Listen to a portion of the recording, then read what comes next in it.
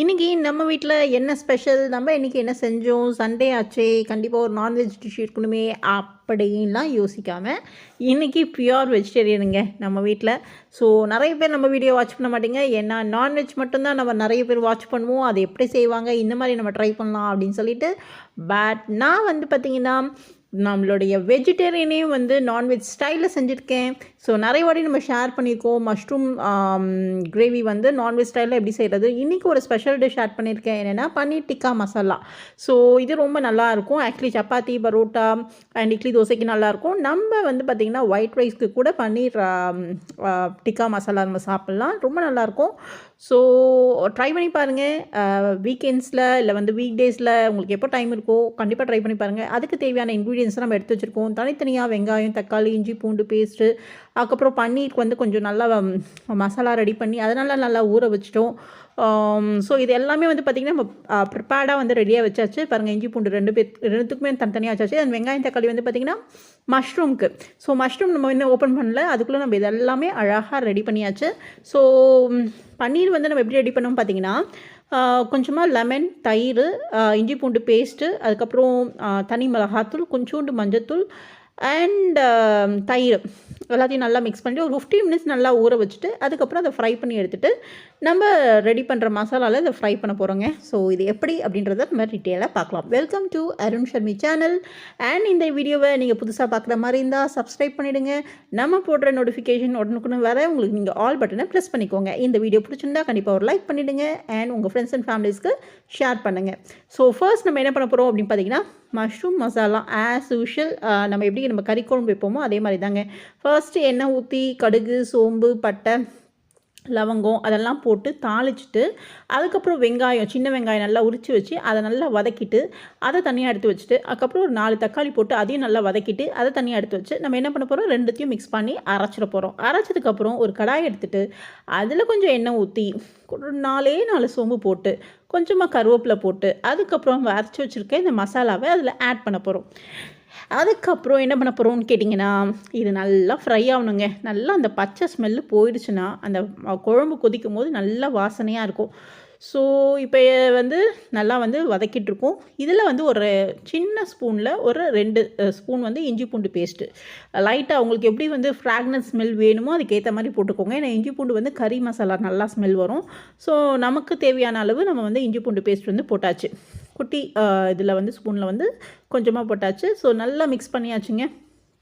இதில் வந்து பார்த்திங்கன்னா நம்ம பிரியாணியில் ஆட் பண்ணியிருக்கோம். நல்லா இது எல்லாமே மசாலா வந்து பார்த்திங்கன்னா இந்த ஸ்பைசஸ் எல்லாமே நல்லா ஒரு நான்வெஜ் ஃப்ளேவர் கொடுக்கணும் அப்படின்ற ஒரே ரீசனுக்காக தாங்க. ஸோ இது வந்து முடிச்சாச்சு. இந்த மீன்வால் நம்ம சைடில் வந்து பார்த்துக்கிட்டிங்கன்னா கொஞ்சமாக உப்பு, கொஞ்சம் மஞ்சத்தூள், கொஞ்சமாக தனி மிளகாத்தூள் அண்ட் கொஞ்சம் ஒரு ஸ்பூன் வந்து கரம் மசாலா தூள், கொஞ்சம் நமக்கு வீட்டில் வச்சுருக்க குழம்பு மிளகாத்தூள். ஆக்சுவலி குழம்பு மிளகாத்தூளோட ரெசிபி நான் நெக்ஸ்ட் வீடியோவில் போடுறேங்க, எப்படி அரைக்கணும். இந்த மாதிரி கறி குழம்புலாம் வைக்கும்போது எப்படி நல்லா வாசனையாக வீடே கமகமன்னு இருக்கும் அப்படின்றதுக்கு ஒரு குட்டி டிப்ஸ் இருக்குது. அதை நான் வீடியோவாக ஷேர் பண்ணுறேன், கண்டிப்பாக உங்களுக்கு வேணால் யூஸ் பண்ணிக்கோங்க. ஸோ அந்த மசாலா தான் நம்ம இன்றைக்கி ஆட் பண்ணியிருக்கோம் நம்மளுடைய மஷ்ரூம் கிரேவி மசாலாவில். ஸோ நல்லா பாருங்கள், நல்லா சுருண்டு வந்துருச்சு, நல்லா கொதிக்குது. இந்த சைடு வந்து நம்ம வந்து பன்னீர் வந்து ரோஸ்ட் பண்ண போகிறோம். ஸோ கொஞ்சமாக எண்ணெய் விட்டுருக்கோம். அது நல்லா காஞ்சோடனே அதில் நம்ம ஊற வச்ச அந்த பன்னீரை வந்து அழகாக லைட்டாக ரோஸ்ட் பண்ணி எடுக்க போகிறோம். சரிங்களா? ஸோ இதை மூடி வச்சாச்சு. இது திறந்து வந்து பார்த்தோன்னா நல்லா கொதிச்சு அந்த பச்சை ஸ்மெல் போய் நல்லா அந்த கமன்னு அந்த ஸ்மெல் வருது. நம்ம மசாலாலாம் நல்லா ஆட் பண்ணிட்டோம். சரிங்களா? ஸோ இது வந்து நல்லா ரெடி பண்ணுறதுக்குள்ளே நம்ம என்ன பண்ண போகிறோம்னா, மஷ்ரூமை வந்து அழகாக வாஷ் பண்ணிவிட்டு அதை வந்து ஒரு 2 பீசஸாக வந்து கட் பண்ணி வச்சுக்கிறோம். ஸோ 2 மஷ்ரூம் பேக்கெட் நம்ம யூஸ் பண்ணிக்கிறோம். நான் காலையில் வந்து டிஃபன் வந்து பார்த்திங்கன்னா நம்ம வீட்டில் பூரி மசாலா வந்து போட்டாச்சு. ஸோ காலையில் டிஃபனுக்கு நம்மளுக்கு தேவைப்படல. ஸோ இப்போ வந்து பார்த்திங்கன்னா ஆஃப்டர்நூனுக்கும் அண்ட் நைட்டு நம்ம டின்னருக்கு என்ன தோசைக்கு லைட்டாக தொட்டு சாப்பிட்றதுக்கு கொஞ்சம் ஹெல்ப்ஃபுல்லாக இருக்கும் இல்லைங்களா? அதனால் 2 பேக்கெட் வந்து போட்டாச்சு. இங்கே பாருங்கள், நல்லா மேக்னேட் பண்ணி வச்சது நல்லா அழகாக ஊறிடுச்சு. இதில் வந்து ஃபோர்க் வச்சு லைட்டாக குட்டி விட்டிங்கன்னா, ஒரு ஹோல்ஸ் மாதிரி போட்டிருந்தீங்கன்னா அந்த மசாலா வந்து உள்ளே வந்து இறங்கும். இது 1 பை 1 நம்ம வந்து போட்டு அந்த கடாய் ஃபுல்லாக வந்து இருக்கிற மாதிரி நம்ம வச்சுட்டு ஸ்லோவில் வச்சுட்டு போகிறோம். அது நல்லா வந்து வெந்து வரட்டும். அதுக்குள்ளே நம்ம மஷ்ரூம் பாருங்கள் கட் பண்ணி அலசி அழகாக எடுத்தாச்சு. ஸோ இந்த மசாலா நம்ம ரெடி பண்ண மசாலாவில் நல்லா பிரட்டிட்டு கொஞ்ச நேரம் வெயிட் பண்ணோம். ஏன்னா மஷ்ரூம்லேயும் கொஞ்சம் தண்ணி வந்து வரும் இல்லைங்களா? ஸோ அதுக்காக வெயிட் பண்ணோம். அதுக்கப்புறம் நம்ம வந்து கொஞ்சம் லைட்டாக தண்ணி தெளிச்சுட்டு மூடி வச்சிட்டோன்னா அது வந்து நம்மளுக்கு நல்ல ஒரு கிரேவி பதத்துக்கு வந்து வந்துடும். வேறு எதுவும் நம்ம தேங்காய் அரைச்சி அதெல்லாம் எதுவுமே ஊற்ற போகிறது இல்லைங்க. ஒன்லி வெங்காயம், தக்காளி, அது சின்ன வெங்காயம் போட்டிங்கன்னா நல்லா டேஸ்ட்டாக இருக்கும். அண்ட் இதில் வந்து எக்ஸ்ட்ராவாக வந்து கரம் மசாலா தூள் இது கொஞ்சம் போட்டிங்கன்னா நல்லா டேஸ்ட்டாக இருக்கும். ஸோ சண்டேஸ் மட்டும் கொஞ்சம் மசாலா ஆட் பண்ணிக்கிறதுங்க. மற்ற நாளில் கொஞ்சம் லைட்டாக சாப்பிட்டுட்டு ஸோ இந்த சண்டே நம்ம நான்வெஜ் இப்போ சாப்பிடாததால் மசாலா ஸ்மெல் இருந்தால் நல்லாயிருக்கும் இல்லைங்களா. பாருங்கள் இப்படி குத்தி குத்தி விட்டால் அந்த பன்னீரில் இருக்க அந்த மசாலாவும் வந்து நல்லா இறங்கும். அண்ட் நல்லா வந்து வேகும் உள்ளியும். ஸோ பன்னீர் ரொம்ப வேகணும்னு அவசியம் இல்லை. ஒரு 2 மினிட்ஸில் எடுத்துடலாம். ஜஸ்ட் ஒரு ஃப்ரை பண்ணால் கொஞ்சம் நல்லாயிருக்குமே அப்படின்றதுக்காக தான் இந்த மாதிரி போடணும். ஏன்னா பன்னீர் டிக்கா இப்படி பண்ணி பார்த்திங்கன்னா ரொம்ப நல்லாயிருக்கும், செம்ம டேஸ்ட்டாக இருக்கும். ஸோ பாருங்கள் இந்த சைடு வந்து பாருங்கள் அழகாக அது தண்ணி நம்ம ஊற்றவே இல்லை. அதுவே வந்து மஷ்ரூம்லேருந்து தண்ணி கொஞ்சம் கொஞ்சமாக வந்துட்டுருக்கு. ஸோ இதை மூடி வச்சிட்டிங்கன்னா கொஞ்சம் நேரத்துலலாம் அதில் தண்ணி கொஞ்சம் ஃபுல்லாக இருக்கும். ஸோ அதுக்கப்புறம் உங்களுக்கு எவ்வளோ குவான்டிட்டி வேணுமோ அதுக்கேற்ற மாதிரி நீங்கள் தண்ணி ஊற்றிக்கலாம். இது பாருங்கள் நல்லா ரோஸ்ட் ஆகிட்டு வருது. இப்போ நம்ம என்ன பண்ண போகிறோன்னா ஜஸ்ட் இதை திருப்பி போட போகிறோம். சரிங்களா. இதை வந்து பொரிஞ்சதுக்கப்புறம் எடுத்து தனியாக ஒரு பிளேட்டிங்கில் வச்சாச்சு. வச்சதுக்கப்புறம் நம்ம தனியாக வெங்காயம் அரைச்சி வச்சுருக்கோம் இல்லைங்களா, ப்ளெயின் வெங்காயம் அதை வந்து இந்த எண்ணெயிலே போட்டு நம்ம தாளிச்சிடலாம்.